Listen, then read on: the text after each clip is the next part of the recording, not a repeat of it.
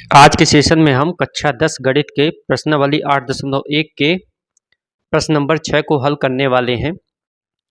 प्रश्न नंबर 6 दिया हुआ है, यदि कोण ए और कोण बी न्यून कोण हो जहां cos ए बराबर cos बी है तो दिखाइए कि कोण ए बराबर कोण बी, ये हमें सिद्ध करना है। यहाँ पर कि कोण ए बराबर कोण बी है, इसको हमें सिद्ध करना है। तो चलिए देखते हैं इस सवाल को हम किस प्रकार से हल करेंगे। सबसे पहले इसमें समझते हैं कि इसमें लिखा है कि कोण ए कोण बी न्यून कोण है। अगर ये न्यून कोण है यानी कि कोण सी जो हो जाएगा वो समकोण कहलाएगा। तो एक हम यहाँ त्रिभुज बनाने वाले हैं, एक समकोण त्रिभुज बनाएंगे यहाँ, जिसमें कोण सी को हम समकोण रखेंगे क्योंकि बी और ए को न्यून कोण बोला गया है। तो ए यहाँ लिख दिया हमने, बी यहाँ पर लिख दिया। ये दोनों न्यून कोण हैं और सी क्या है, एक समकोण है। अब यहाँ पर दिए यदि ए और बी न्यून कोण हो तो कॉस ए और कॉस बी, तो दिखाइए कि कोण ए बराबर कोण बी है। सबसे पहले हम लिख लेते हैं कि क्या क्या दिया है। दिया है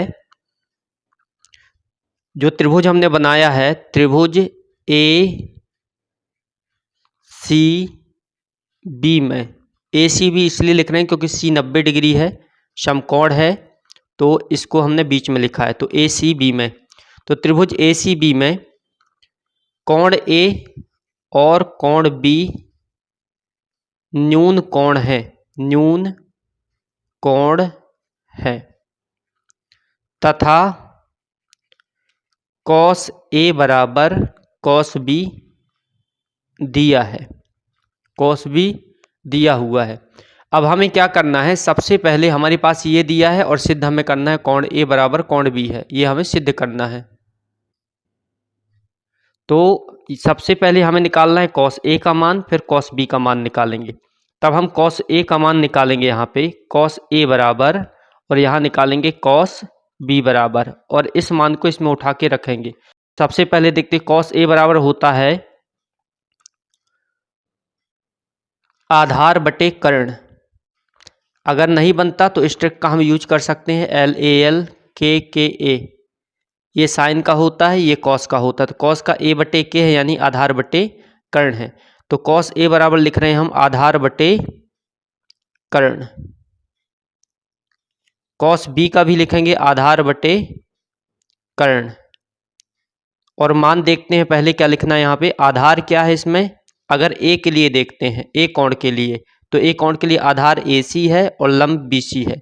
तो ये हो जाएगा ए सी आधार हो गया और कर्ण हो गया ए बी।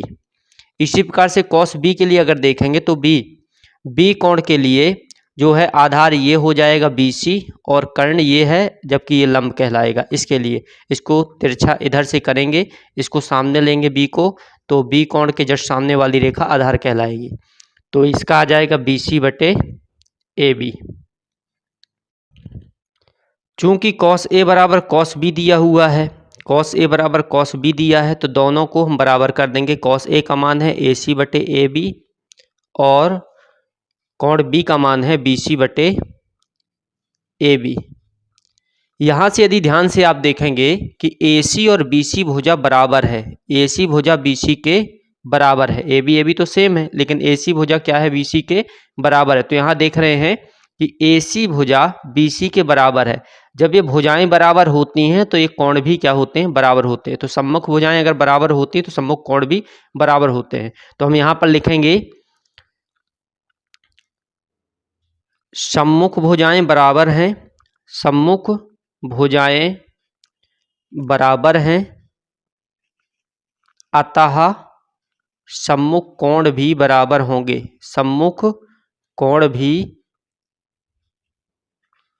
बराबर होंगे।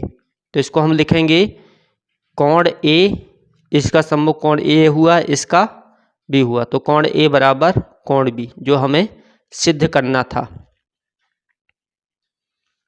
ये इसका राइट आंसर हो जाएगा। क्योंकि ये जो त्रिभुज है ये समकोण त्रिभुज तो है, लेकिन इस पर दो भुजाएं बराबर हैं। दो भुजाएं बराबर यानी दो कोण बराबर होंगे।